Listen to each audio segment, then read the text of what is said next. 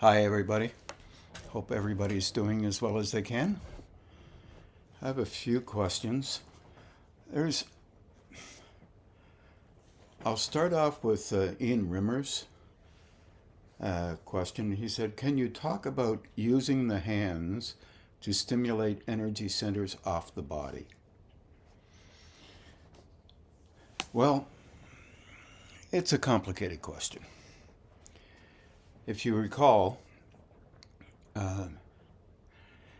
when you're working with your hands, or working with energy at all, the first level of engagement is related to the personalization of the individual using it. Oh boy, it's not easy to talk about that one because we're forever attempting the best we can when we do use energy from the hands. The theory is that we attempt the best we can to be helpful to another. And it's mixed up. Because if you're trying to do some healing, for example, you also want to be the person who does the healing. It's a personality style thing. And it's complex because there are many different ways that have been created by humanity to attempt to do this. But I think Ian is talking in this particular case about truly attempting to be helpful to the chakras and therefore deal with the effects of that help in the personality as we engage with life, because life is the field of engaging with higher states and various states. So the first thing, which is really possible and helpful, is learning how to turn the hands on and for a purpose of helping you as an individual to be able to handle energy beyond the physical. But the first thing that actually does occur in relationship to perception is enabling you to be aware of the intensity that you use personally, physically personally, for the purpose of engaging with life. So the first levels of engagement are often directly related to the intensity that you have in you, that you've cultivated for purposes relating to the value of you. That's always been the way, and it tends, fortunately or unfortunately, to be the thing that we have to grow through. And this is very difficult for us because our sense of value leans directly on our worth as an individual doing things, succeeding at this, that, or the other thing. And this is the nature of these planes and what others lean on to actually look at others to see how valuable they are. And it's just the nature of what we do. But having said that, that of course relates to, this personality thing relates to the physical body, its magnetic system, the emotional system, and what you might call a mental construct. And we talked a little bit about this at the seminar, but we didn't actually talk very much about the hands and what you could do. Well, one thing, turn the hands on. And since our personality is strongly attached to our relationship with the root gonad and solar plexus, the next, and how it moves up towards the top of the head, or it can, and that is complex, as we've talked about it before. But if you can turn the hands on and kind of teach yourself how to soften the energy that comes out of them, that's very difficult, because our world says the more the energy comes out of them, the more able that you are. Kind of a miscue there, but it's based on the same kind of principle that we use to remind ourselves that you are more able if you do this, this, this, this, and this, and this, and this, and this, according to our social repertoire. Spiritual growth is interestingly different than that. And no one likes to hear that one, because it gets mixed up in how we engage with ourselves and support ourselves and our worthiness. And we're in those stages, so you can't really say that that's a bad thing, good thing. It's more just what we do. And it's the nature of how we function in this world.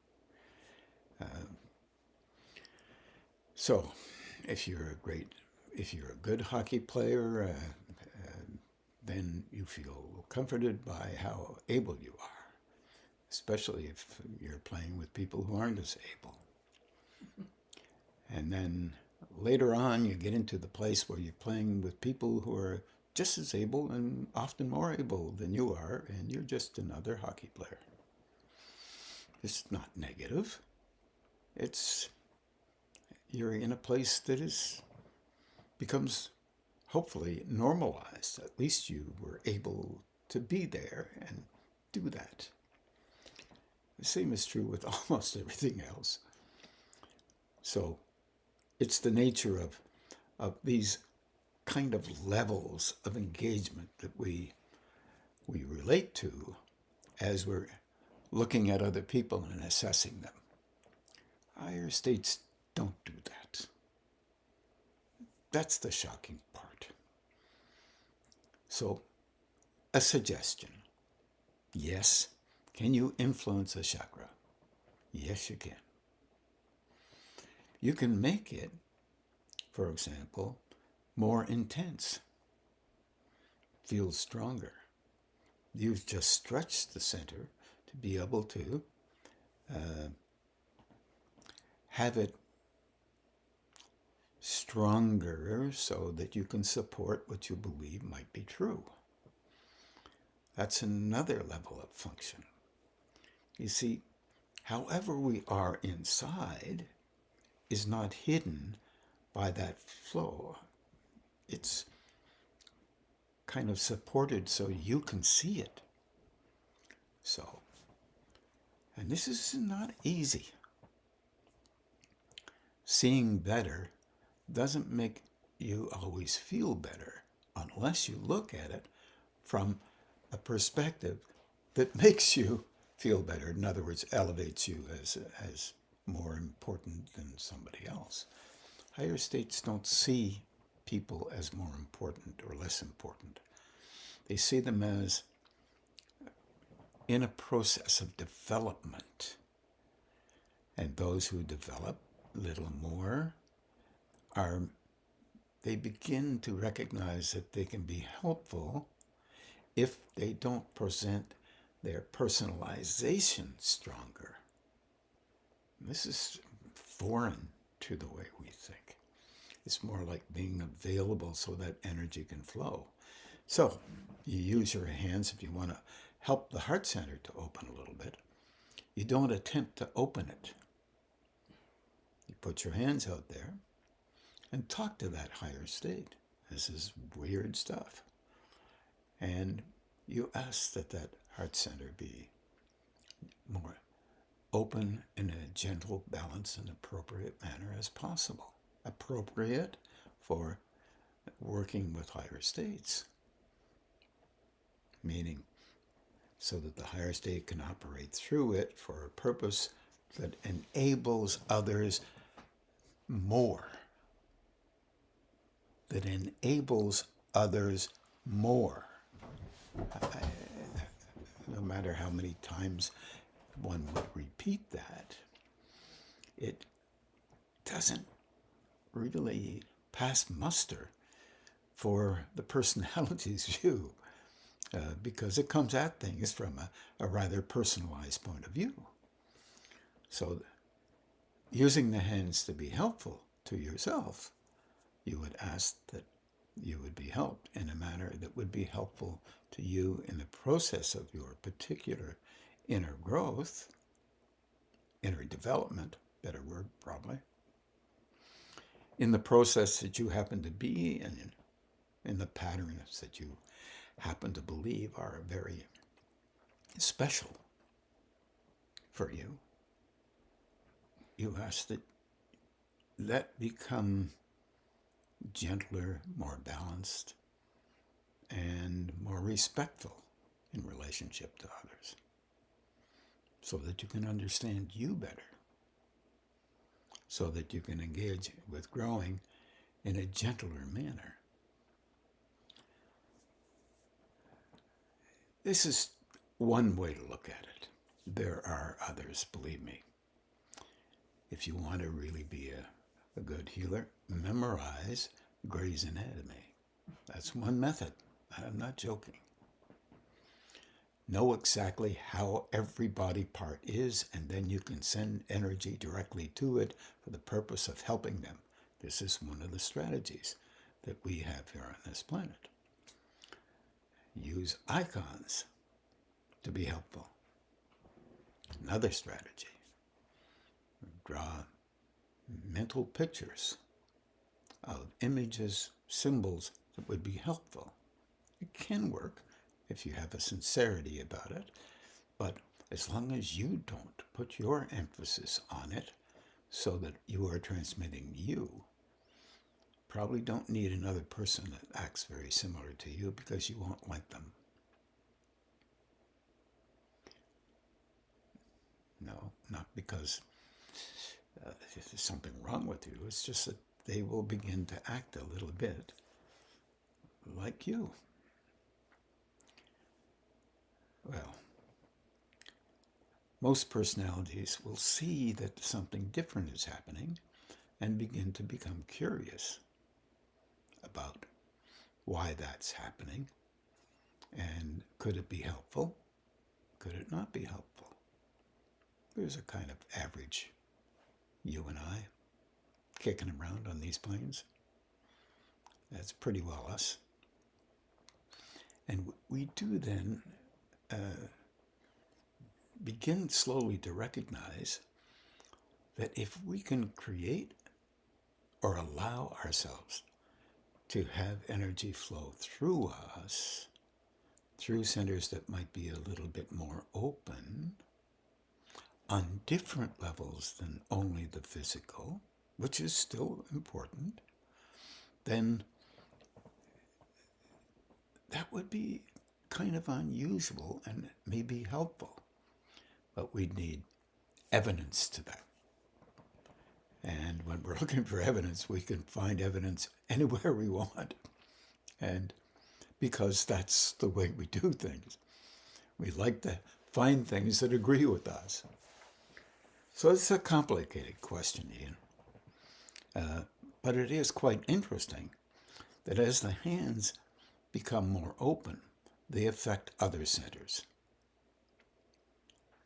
Without focusing, they affect other centers. Slowly, as a trust builds up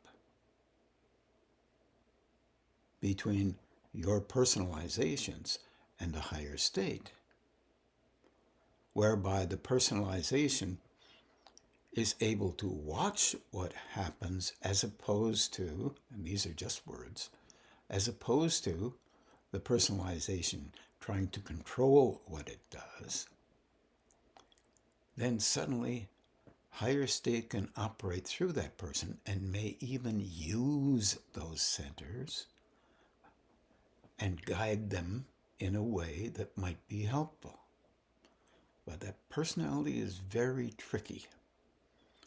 If it senses that their hands are, they would like to have the hands guided, then the hands will begin to be guided by the personality just as easily as it is by higher state. There's a couple of tricks you can use. Number one, focus on the little finger, both little fingers, and hold your attention there. And see what happens. So you're just experimenting now. You don't know what's going to happen. You're just experimenting. Everybody hear that? So you're not focusing there and then moving them. You have to be careful of this one. Because if you are careful, you'll find that you are shifting, your attention shifts off of what's going on, and the hands will move a bit. It's not quite a test, but it's almost to see how the personal will respond.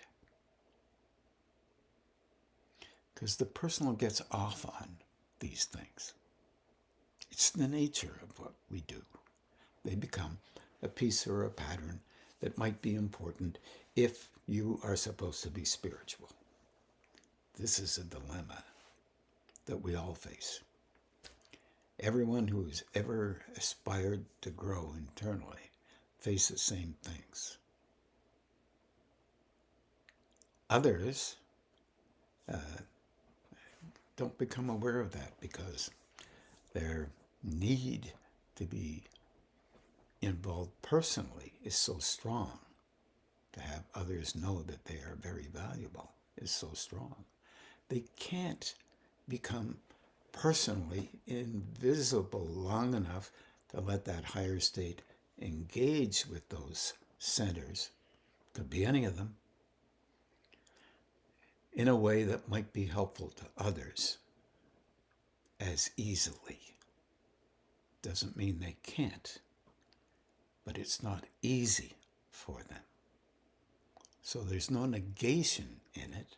It's just you can't fool those higher states. So I've taken that a little farther, Ian, than the actual question that you asked. But you can remember Hindu and Buddhist icons or pictures of people meditating, and they'll place their hands. The Taoists and the Buddhists often believe that one hand for females should be up, another hand for males should be up. If you're left-handed, you'll want to use that dominant hand in a way that suits your personality. It sometimes will happen almost automatically.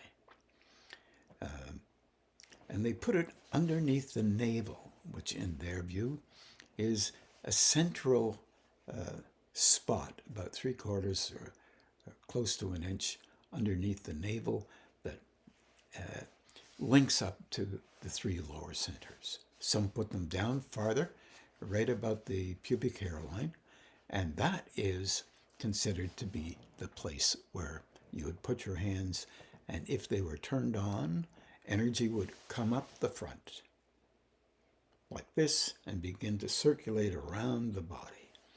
That in the Taoist or the Chinese orientation, sometimes the Buddhist as well, if it's flowing in a backward circle, your life could be, you could be, live to be an older person.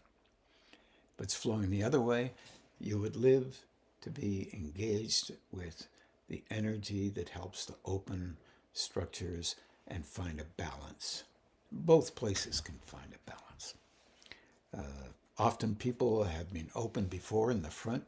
It's one of the easier places to open because, quite honestly, you're always looking at it. And even a focus on it will tend to open it a little bit more. In a mirror, I mean.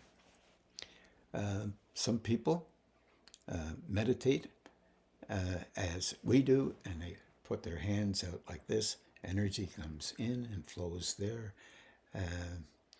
And the centers do open differently than what they're normally used to. Starts to open the heart center, and sometimes it will be linked to the solar plexus, and it will drive the energy upward and try to open the brow and the face. They're fairly easy to open. The difficulty with it is that the personality becomes quite influenced by the fact that it's open, and it becomes very important. In other words, you can tell it's personalization stuff, not related to the higher state at all. You are perceiving the energy around you that is normally around you. That is not a negative thing per se. Those are the first levels of engagement with becoming more aware. And in fact, that's valuable. So no negation again. It's just follow.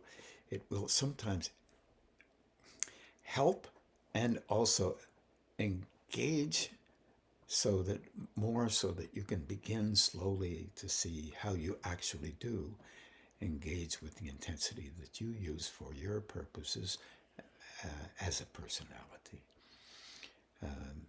This is depending on what planet you live on,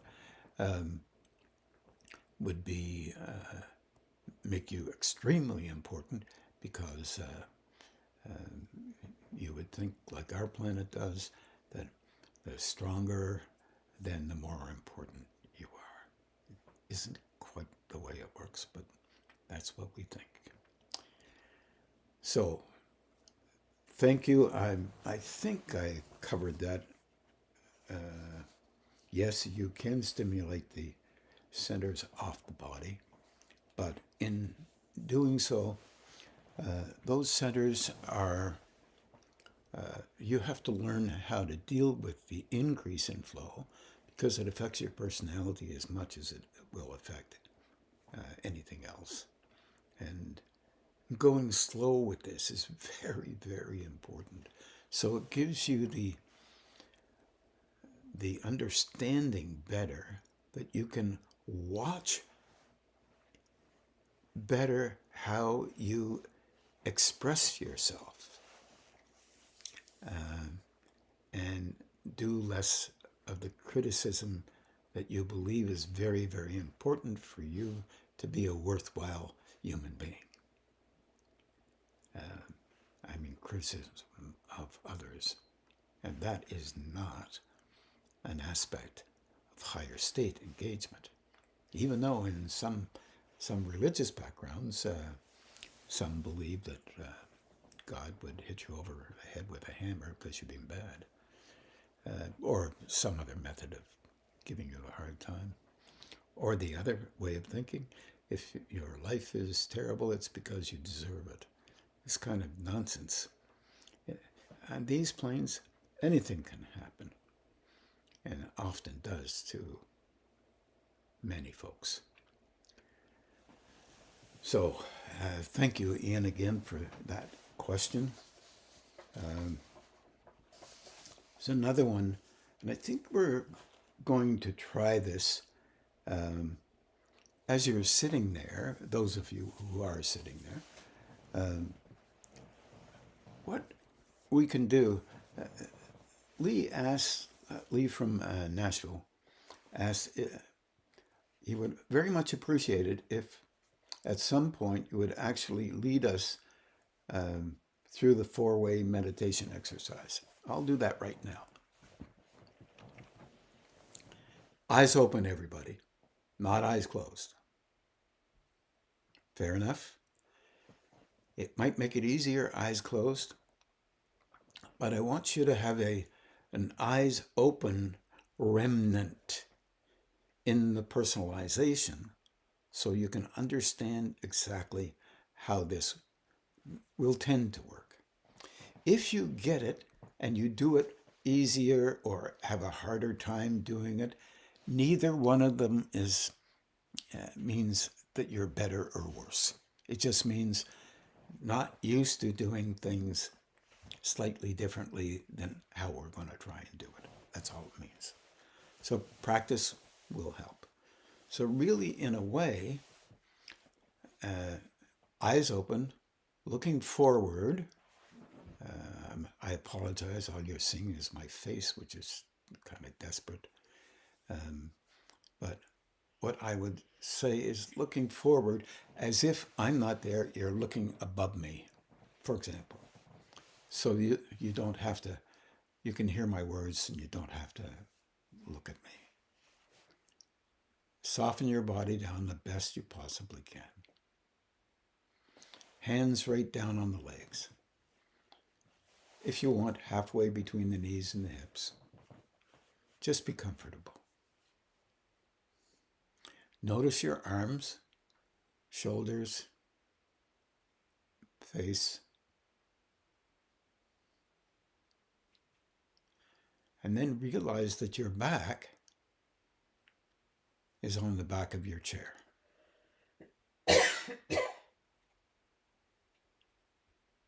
Easy. Don't try too hard. Don't have to try at all yet.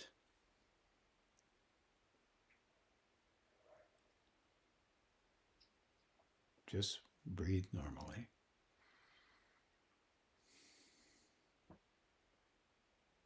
You're softening down. That's what you're trying to do.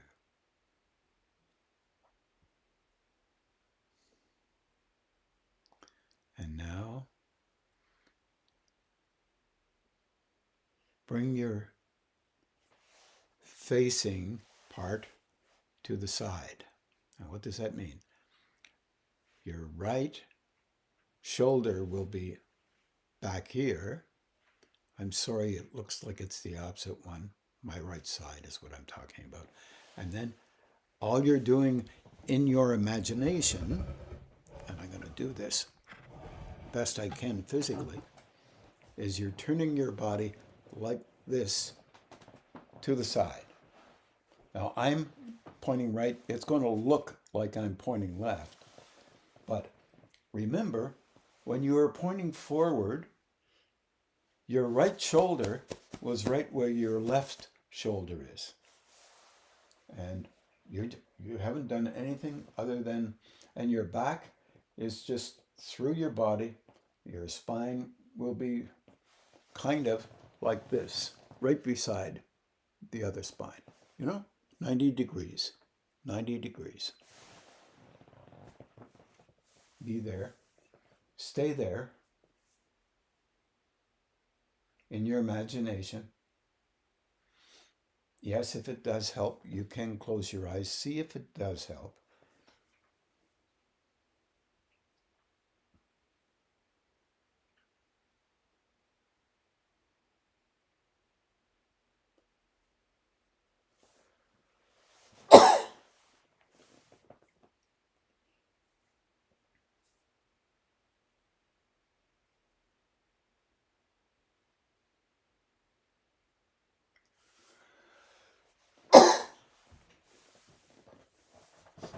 Sneezing is extra.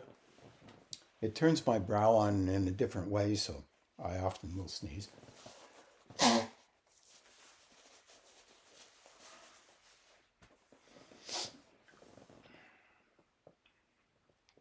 Be comfortable the best you can in the image that you have in your imagination. And then turn exactly, I can't do that because of the fireplace, turn exactly with your back to the screen. The same way. So when you turn that way in your imagination, your left shoulder will be right where your right one was. Right?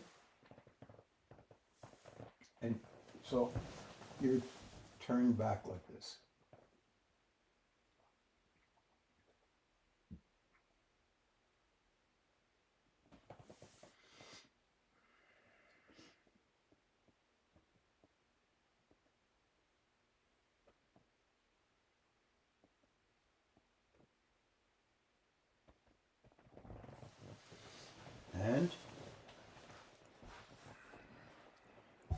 the last step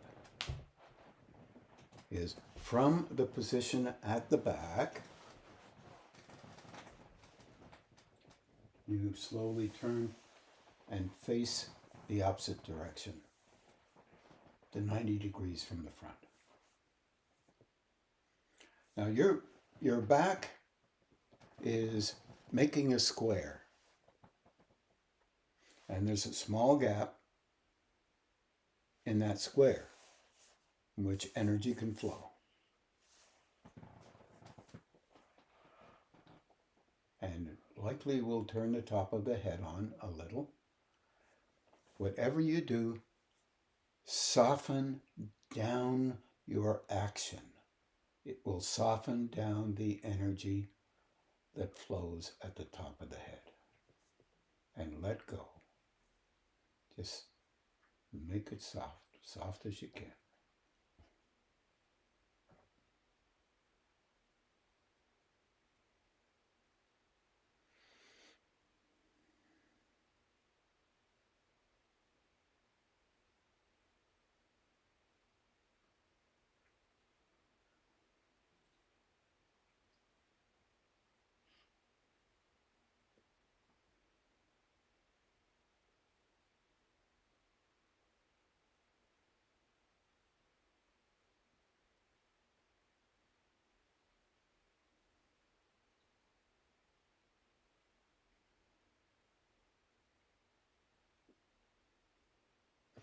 And then lastly, turn back to the originating position.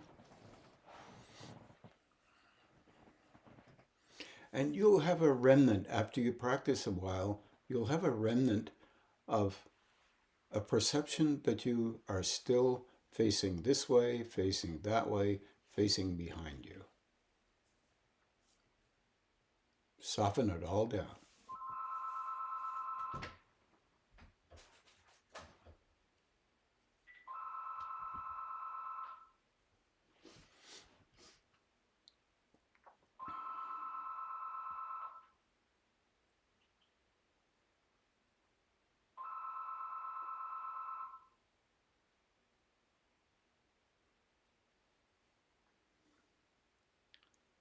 Okay, so you have energy at the top of the head, all the way through, helping yourself in the engagement that you have with flow. It's a dilemma. Try not to add anything to it.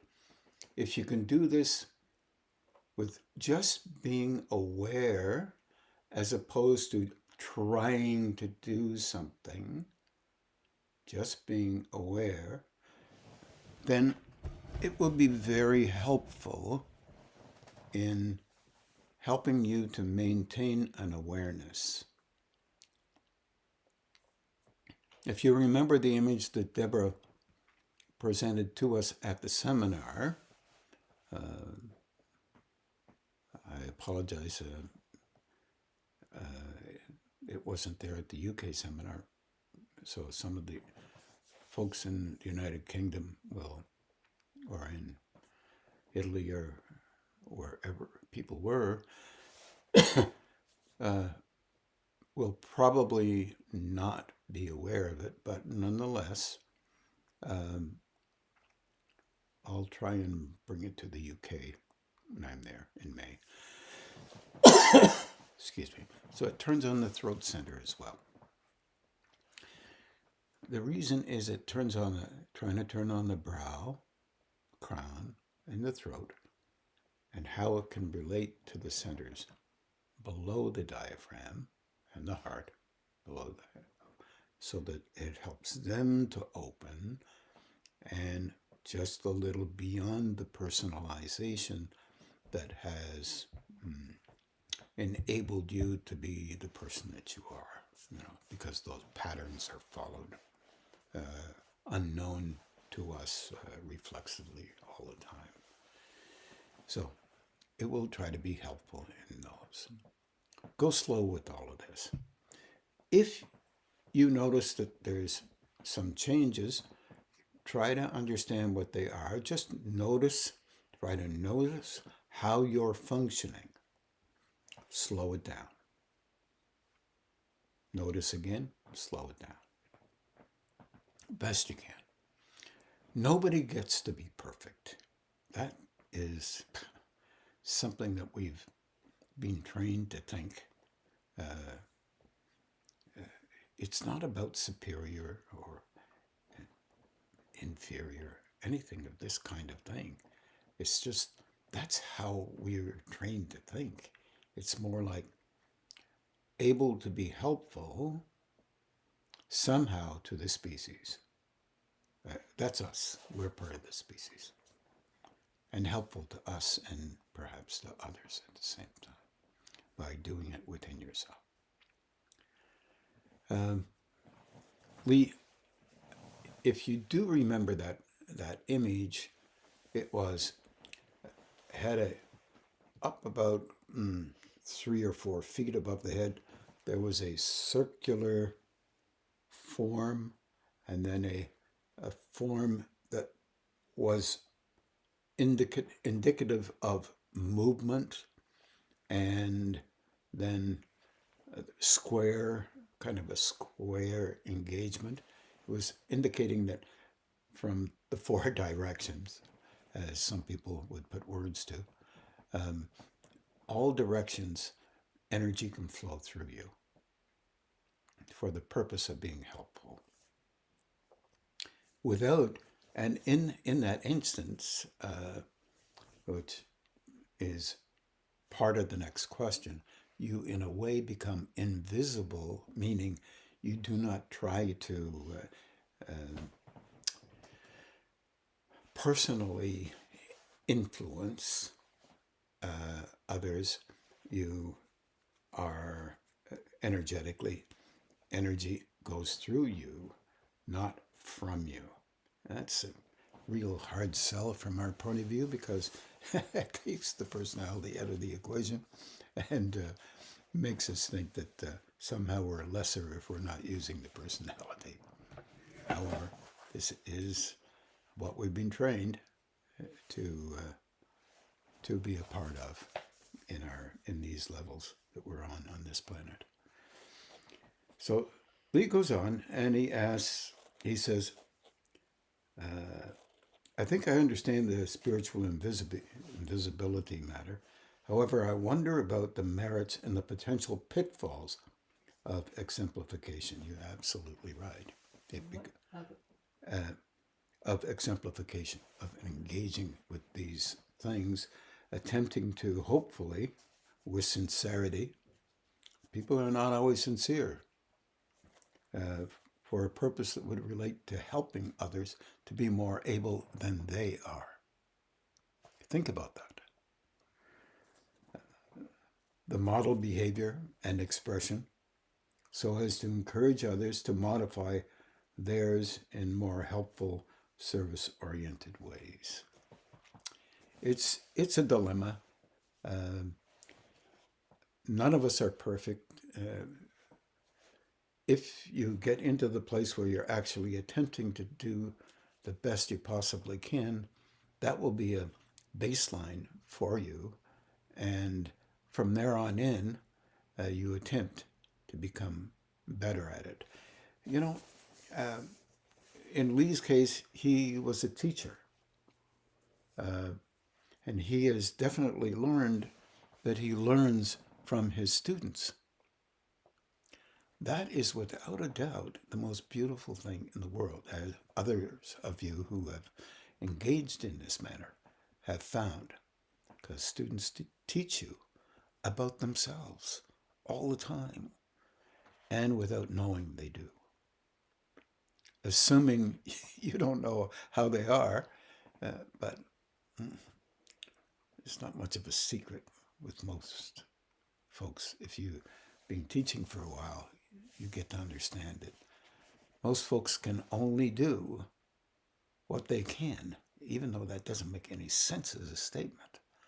But they do not understand how they're functioning. They believe they do. But that internal depth of things, as it relates to higher states, is clearly perceived by those higher states.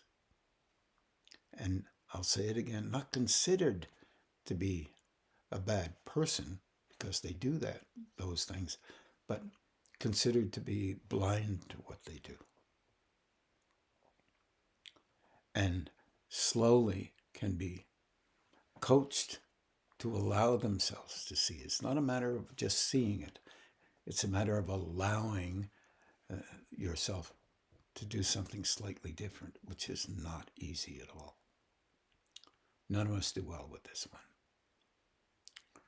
So once again, same as Ian's engagement with this, our particular training on these planes is to become better than anybody else. And in fact, that is kind of counter to what those higher state beings have been trying to teach us. However, we will do what we have to do, and most of the time, our engagement with the way we engage is because we are vulnerable and often hurting inside, and we do what we do to counter the hurting. And that is difficult to take in for anybody. Let's see if I've got anything else here. Sorry, I'm just looking to see if I've written down anything else that I should say in this matter. Keep reminding yourself that you actually develop internally slowly. It's not meant that you end up a perfect person on these planes, because nobody knows what that is.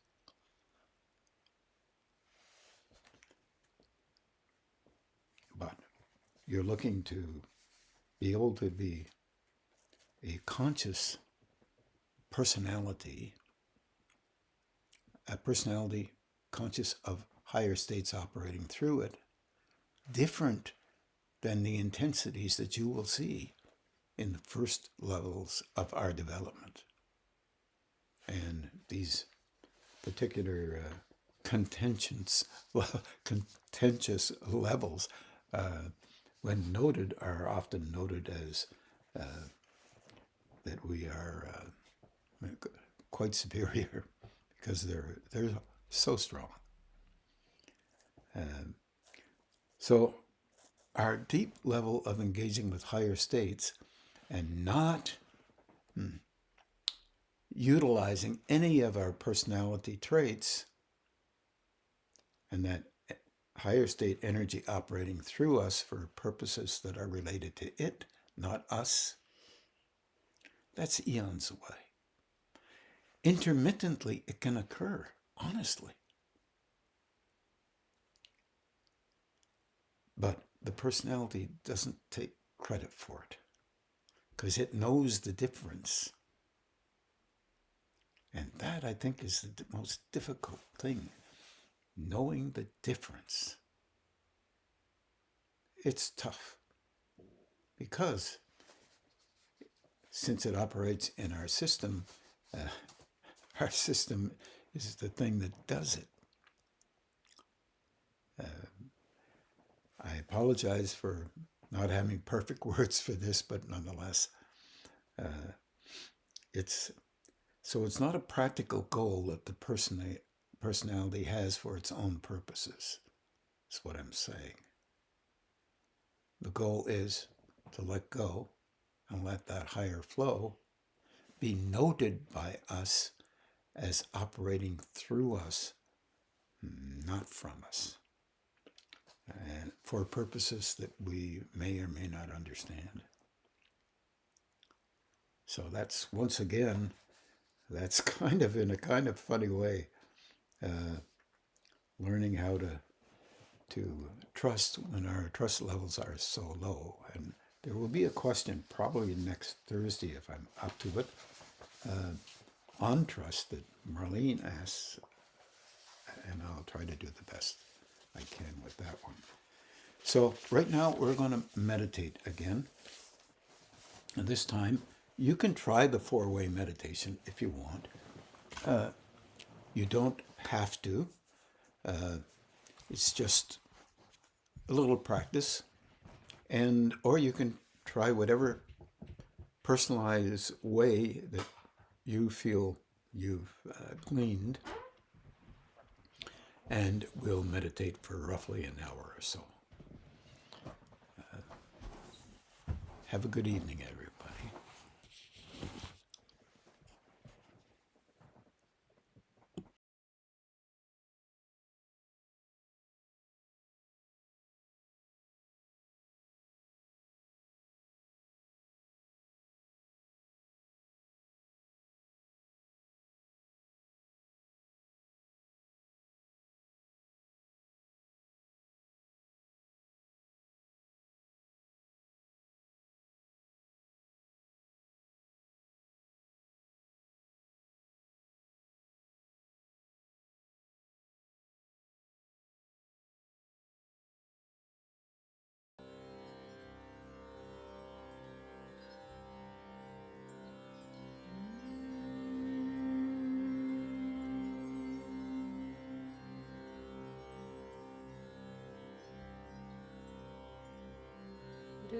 रत्नैः कल्पितमासनं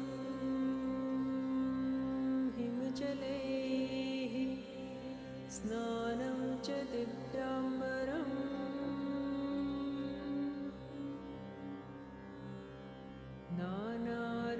नानारत्नविभूषितं मृगमदा मोदाङ्कितं चन्दनम्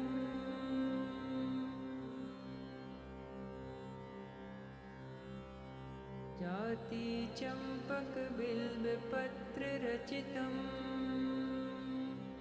पुष्पं च धूपं तथा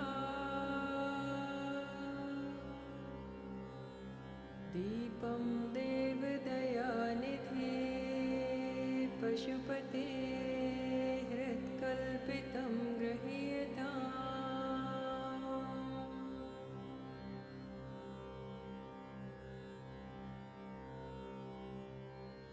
सौवर्णेन रत्नखण्डरचिते पात्रे घृतं पायसम् भक्ष्यं पञ्चविधं पयोदधियुतं रम्भाफलं पानकम्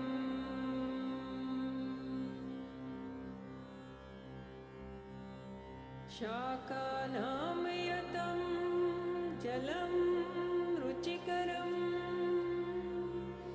कर्पूरखण्डोज्ज्वलम्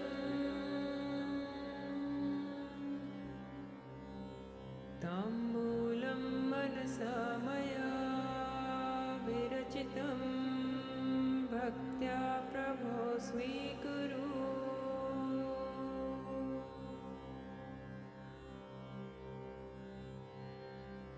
छत्रं चामरयोर्युगं व्यजनकं चादर्शकं निर्मलम्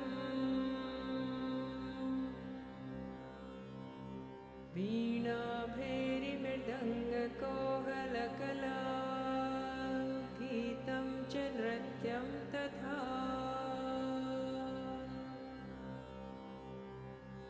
साष्टाङ्गं प्रणतिः स्तुतिर्बहुविधा एतत् समस्तं मया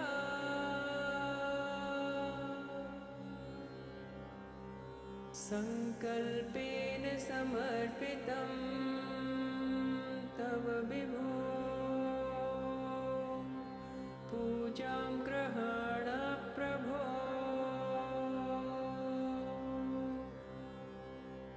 आत्मा त्वं गिरिजामते सहचराः प्राणाः शरीरं ग्रहम्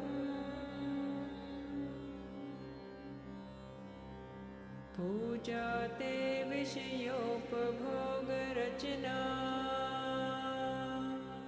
निद्रा समाधि समाधिस्थितिः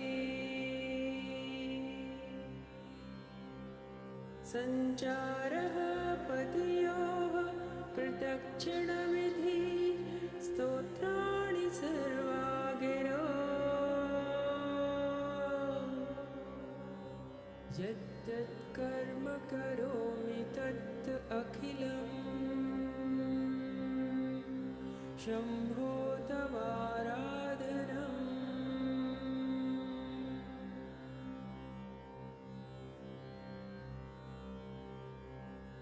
करचरणकृतं वा कायजं कर्मजं वा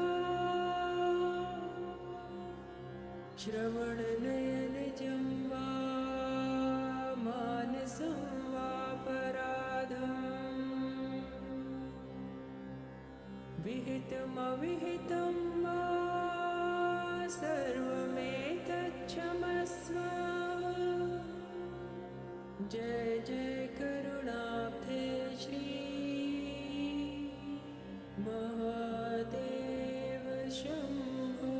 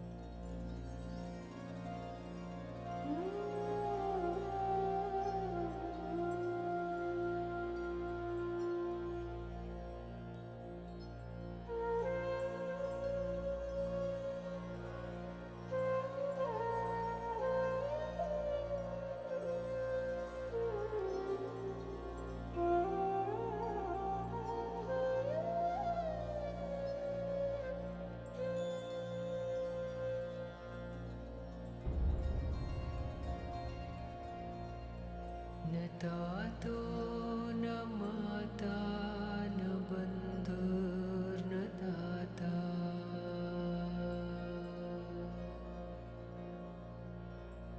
न पुत्रो न पुत्री न भृत्यो न भर्ता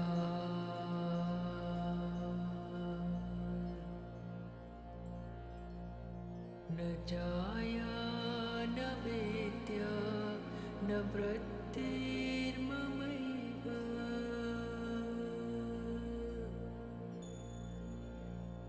गतिस्त्वं गतिस्त्वं त्वमेका भवानी गतिस्त्वं गतिस्त्वं त्वमेका भवानी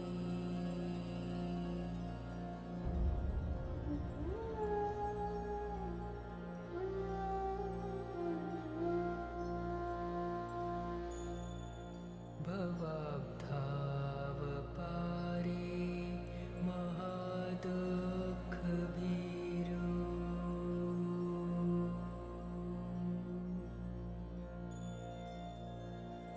प्रपात प्रकामी प्रलोभी प्रमत्ता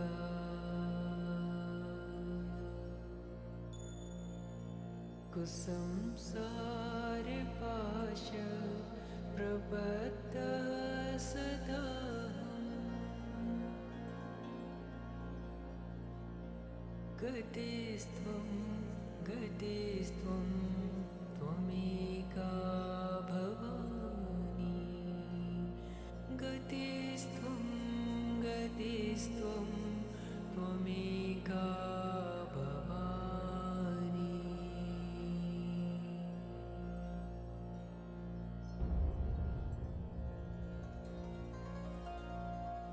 जानामि दानं न च ध्यानयोगम्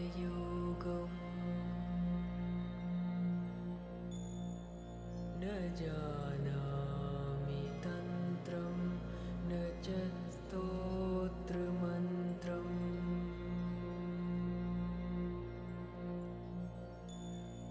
न जानामि पूजां न च न्यासयोगम्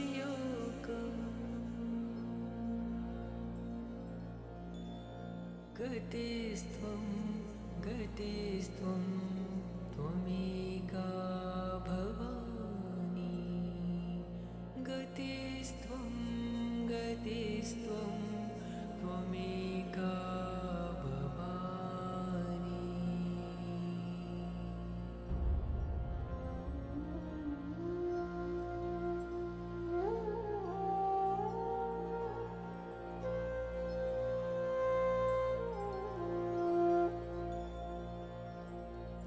न जानामि पुण्यं न जानामि तीर्थम् न जानामि मुक्तिं लयं वा कदाचित्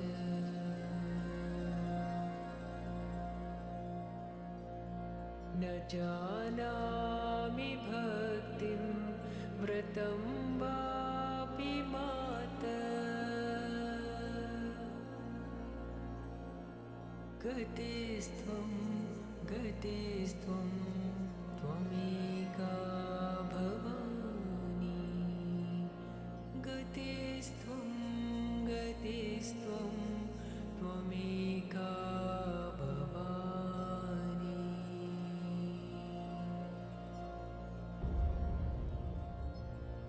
कुकर्मी कुसङ्गी कुबुद्धि कुदास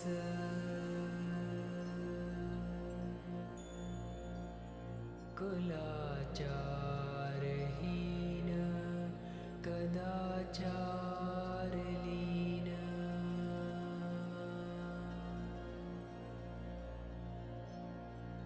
कुदृष्टि कुवाक्य प्रवन्द सदाहम्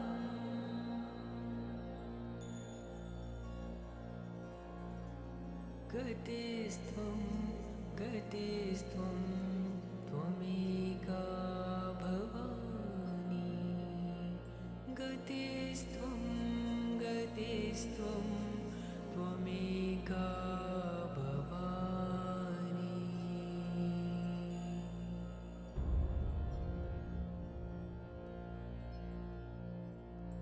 प्रजेशं रमेशं महेशं सुरेशं दिनेशं निशीथेश्वरं वा कदाचित्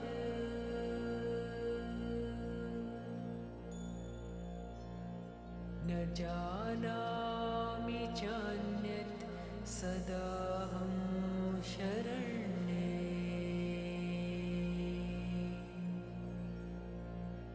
गतिस्त्वं गतिस्त्वं त्वमेका भवानि गतिस्त्वं गतिस्त्वं त्वमेका भवानि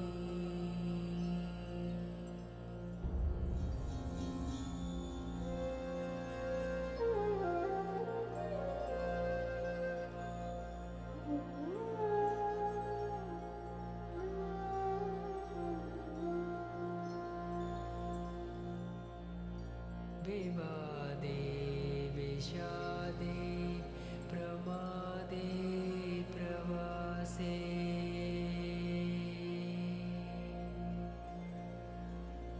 जले चानले पर्वते शत्रुमध्ये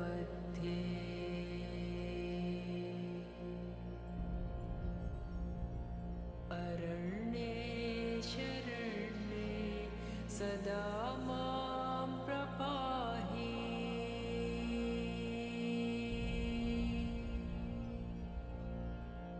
गतिस्त्वं गतिस्त्वं त्वमेका भवानी गतिस्त्वं गतिस्त्वं त्वमेका भवानी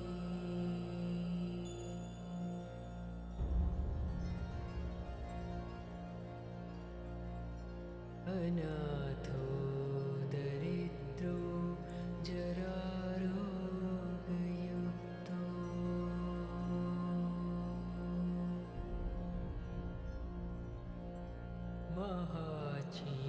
महाक्षीणदीन सदा जाड्यवक्त्रा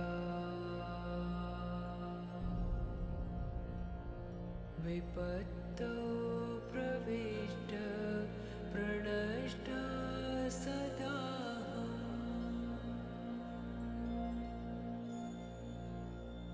गतिस्त्वं गतिस्त्वं त्वमेका भवानी गतिस्त्वं गतिस्त्वं त्वमेका भवानी गतिस्त्वं गतिस्त्वं त्वमेका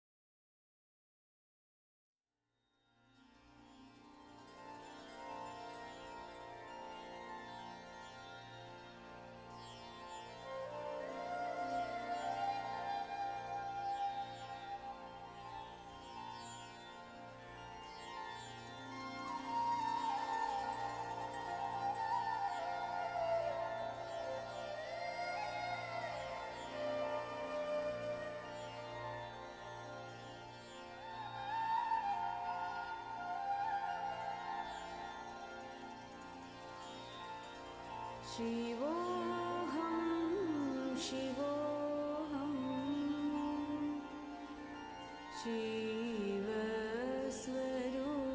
शिवस्वरूपोऽहं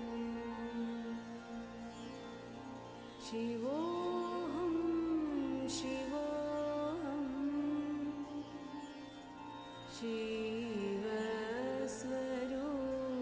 शिवस्वरूपोऽहं नित्योऽहं शुद्धोऽहं बुद्धोऽहं मुक्तोऽहं नित्योऽहं शुद्धोऽहं बुद्धोऽहं मुक्तोऽहं शिवोऽहं शिवोऽहं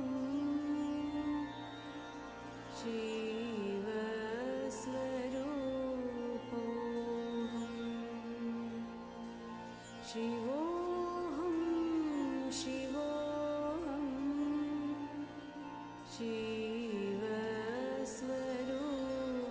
शिवस्वरूपोऽहं नित्योऽहं शुद्धोऽहं बुद्धोऽहं मुक्तोऽहं नित्योऽहं शुद्धोऽहं बुद्धोऽहं मुक्तोऽहं शिवोऽहं शिवोऽहं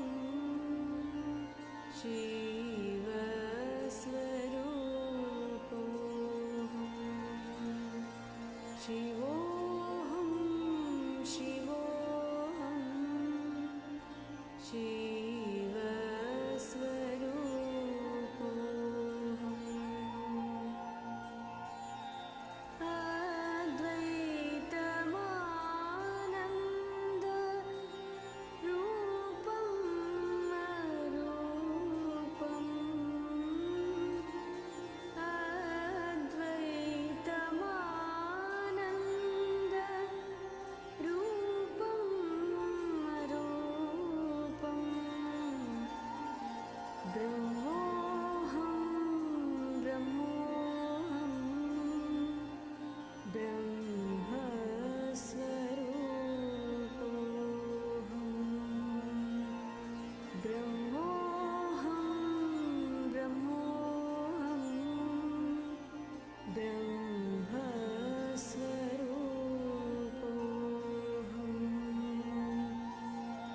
चिदोऽहं चिदोऽहं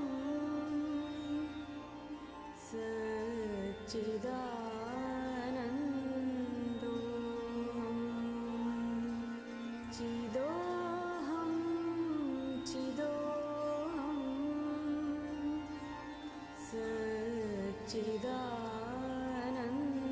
सच्चिदानन्दोऽहं शिवोऽहं शिवोऽहं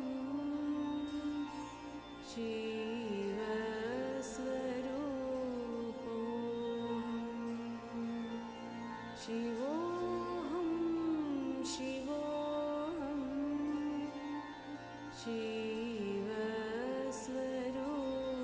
शिवस्वरूपोऽहं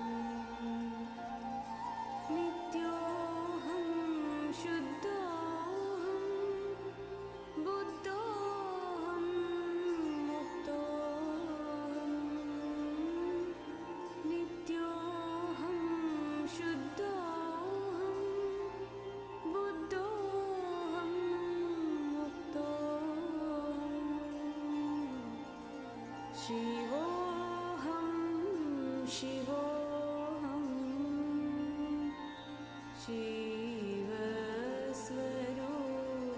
शिवस्वरूपोऽहं शिवोऽहं शिवोऽहं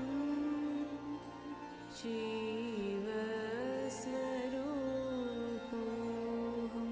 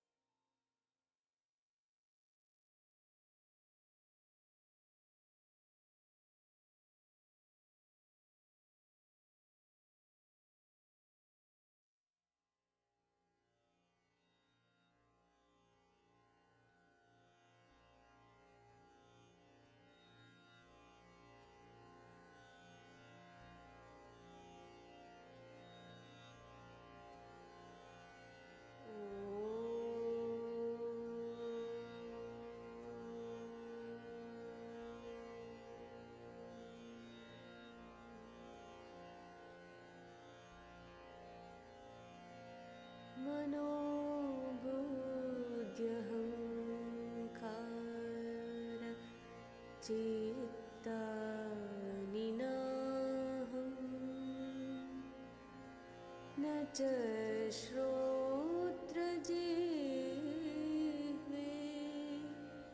न च घ्राणनेत्रे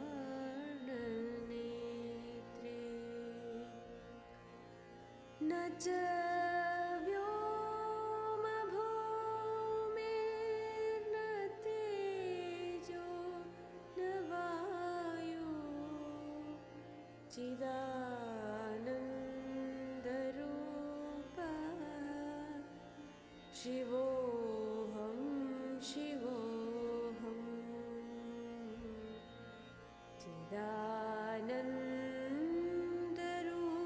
चिदानन्दरूपः शिवोऽहं शिवोऽहं न च प्राणसंज्ञो न वै पञ्चवायु न वा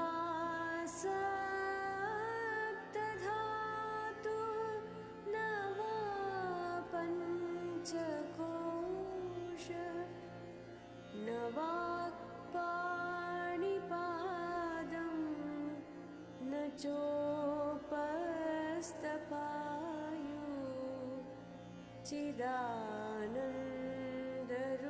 चिदानन्दरूपः शिवोऽहं शिवोऽहं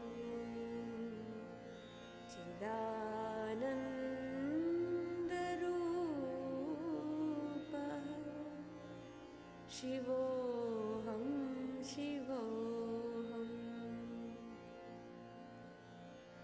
न मे द्वेषरागो न मे लोभमोहो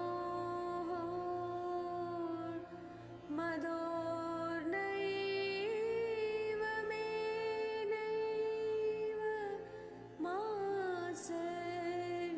मात्सर्यभावः न धर्मो न चार्थो न कामो न मोक्षः चिदानन्दरूपः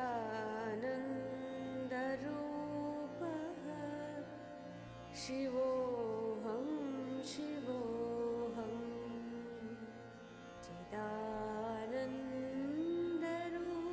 चिदानन्दरूपः शिवोऽहं शिवोऽहम्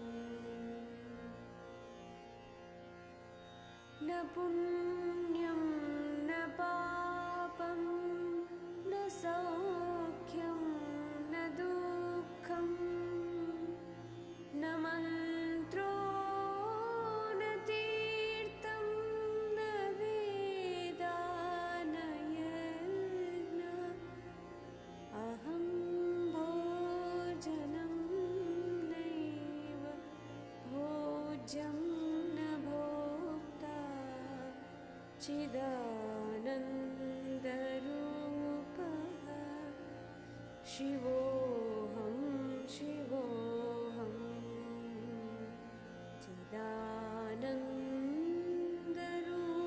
चिदानन्दरूपः शिवोऽहं शिवोऽहम् न मृत्युर्न शङ्का न मे जातिभेदः पिता नैव मे नैव माता न जन्म न बन्धो न मित्रं गुरो नैव शिष्यः चिदानन्दरूपः शिवोऽहं शिवोऽहं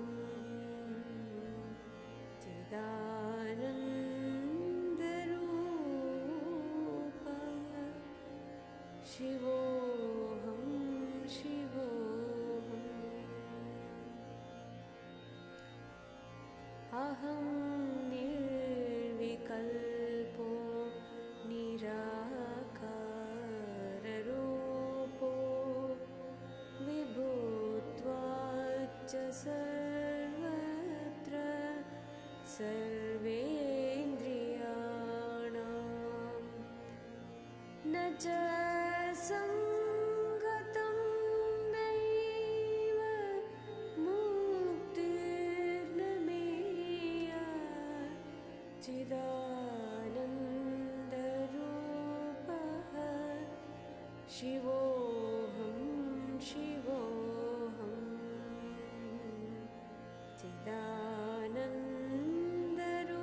चिदानन्दरूपः शिवोऽहं शिवोऽहं शिवोऽहं शिवोऽहं शिवोऽहं शिवोऽहम्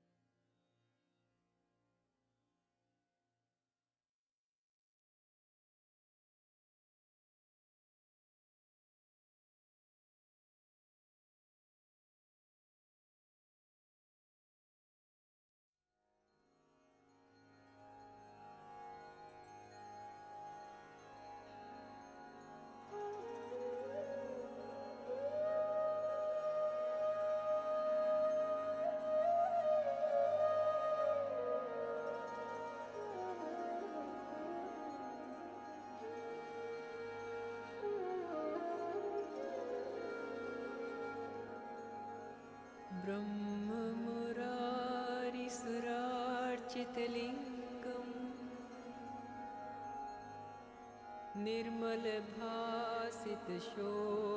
निर्मलभासितशोभितलिङ्गम् जन्मज दुःखविनाशकलिङ्गम्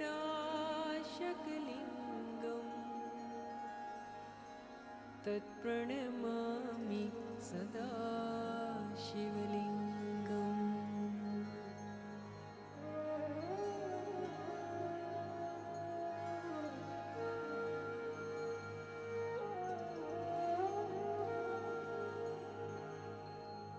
देवमुनि प्रवरार्चितलिङ्गम्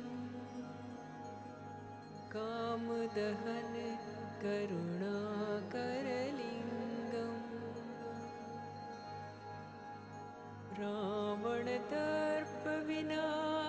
रावणदर्पविनाशनलिङ्गम् तत्प्रणमामि सदा शिवलिङ्गम्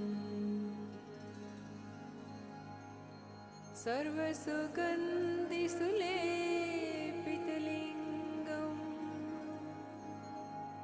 बुद्धिविवर्धनकारणलिङ्गम् सिद्धसुरासुरवन्दितलिङ्गम् तत्प्रणमामि सदा शिवलिङ्गम्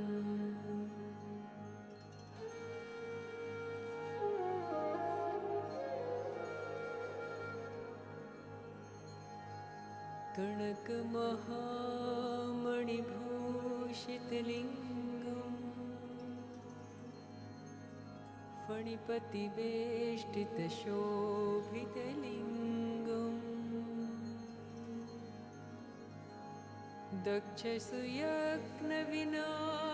दक्षसुयज्ञविनाशकलिङ्गम् तत्प्रणमामि सदा शिवलिङ्गम्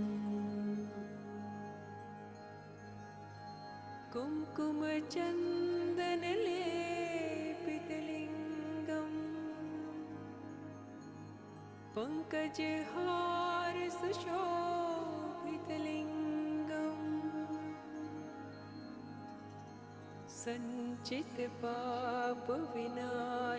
सञ्चितपापविनाशकलिङ्गम् तत्प्रणमामि सदा शिवलिङ्गम्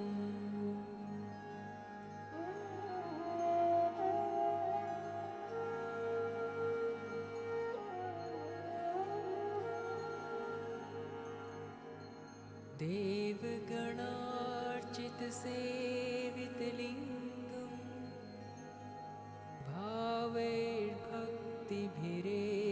च लिङ्गम्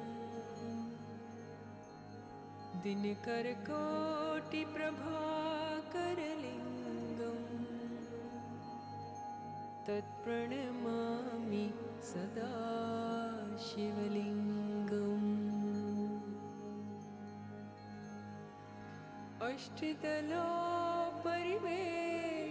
अष्टदलोपरिवेष्टितलिङ्गम्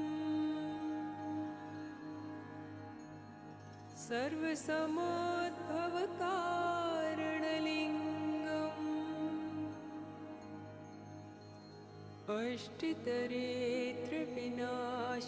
अष्टतरेत्रविनाशकलिङ्गम् तत्प्रणमामि सदा शिवलिङ्गम्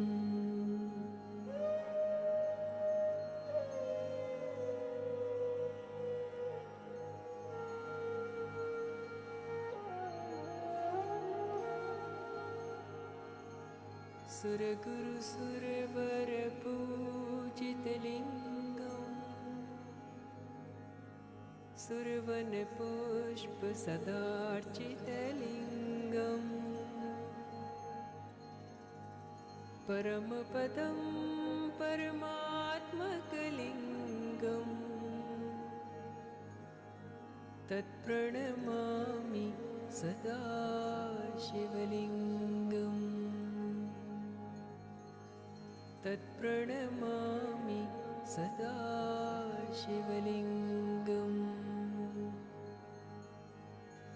तत्प्रणमामि सदा शिवलिङ्गम्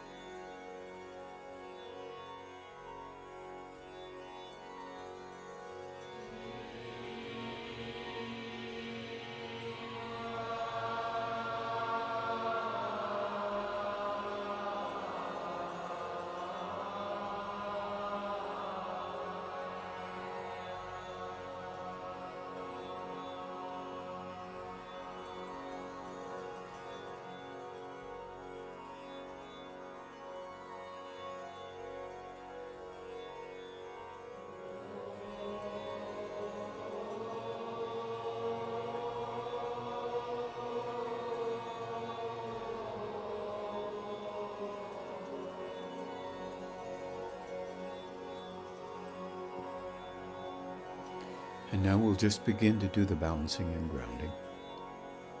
And good night, everybody.